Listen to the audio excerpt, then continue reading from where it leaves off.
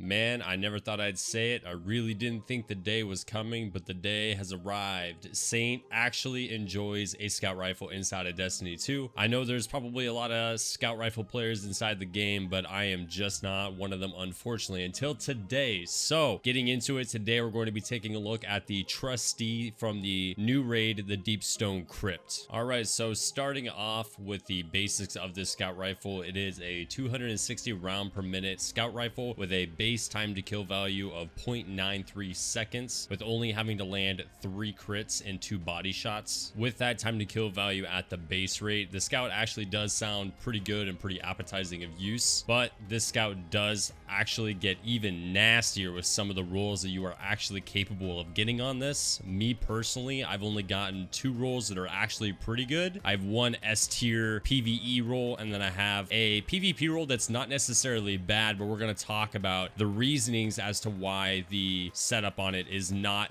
the best opportunity that you can have of being able to successfully land a 4 tap on somebody, be able to smoke them instantly with this, which we'll get into later in the video. But starting off here with my Trustee that I have been trying out for PvP, I am rocking the Killing Wind and Opening Shot roll on this one. Now I do actually want to talk about these 2 perks on this scout rifle. Now, opening shot is actually fantastic. The only thing that I do notice with this scout rifle is it literally does not have a damage fall off. At least I've not hit it myself at all in PvP or PvE at all. So I'm very unsure whether or not opening shot's really worth that much, other than maybe the accuracy of the initial shot. But with the increase and the hitboxes for scouts, this thing is really easy to be able to hit those crits really frequently. Now, I do want to talk about the elephant in the room on this scout roll that I have here. Let's talk about the Killing Wind and the reason why it's not the best choice for this slot. Now, I did use this for quite a bit of these clips that you're seeing in the background here. However, Killing Wind was something that is really hard to proc because this is a 260 round per minute scout rifle. So yes, it shoots really fast, but it still requires you to land 3 crits and 2 bodies to get the kill to get this to proc for that grant of increased mobility, weapon range, and handling, versus having something like Surplus, which gives you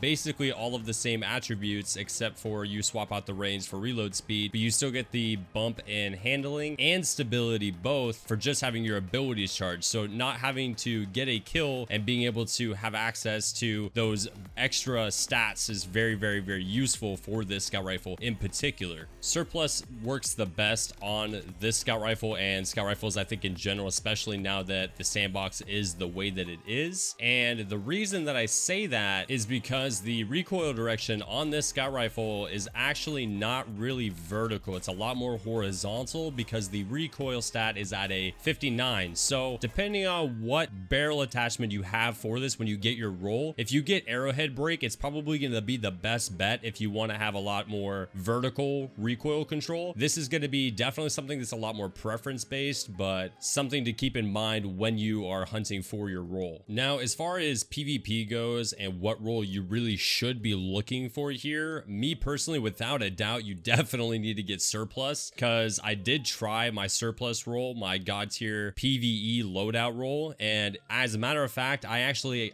had a lot more opportunity to get more kills with using that scout than I did with this opening shot and Killing Wind roll, due to the fact that I always have my abilities up due to the build that I'm running on my Titans, so I'm always able to take advantage of those extra perks. Now, in the last slot, this is definitely going to be something that's preference based. I definitely would say high impact reserves is going to be the 100% go-to, due to the fact that it does give you that extra boost in damage at the bottom end of the mag. So with those rounds, you're actually able to secure the 4 tap on anybody that is under 6 resilience. So being able to 4 tap anybody at basically an unlimited range is actually crazy, especially for a legendary scout rifle. And I already know someone's definitely going to drop in the comments, but wait, what about Zen Moment? So Zen Moment actually doesn't really do a whole lot for this scout rifle. Based upon everybody that I've talked to that plays a lot of PvP and has tried this out on their roll, it is definitely not something that you get to utilize because of the fact that there are just purely much better perk options in this list. That's really what it comes down to. It's not that Zen Moment's bad, it's just the fact that there are just much better options such as Reconstruction or Surplus now. Now, if you're going to be someone that's like me and you're running the high impact reserves, you definitely definitely want to take advantage of looking at some of the mags that you can get for it. Now, you can run these mags, this extended mag or the appended mag or any of these other variants, but I definitely think the best thing you can do is run the backup mag mod for the weapon. This way you can get up to 20 rounds. You can quickly dump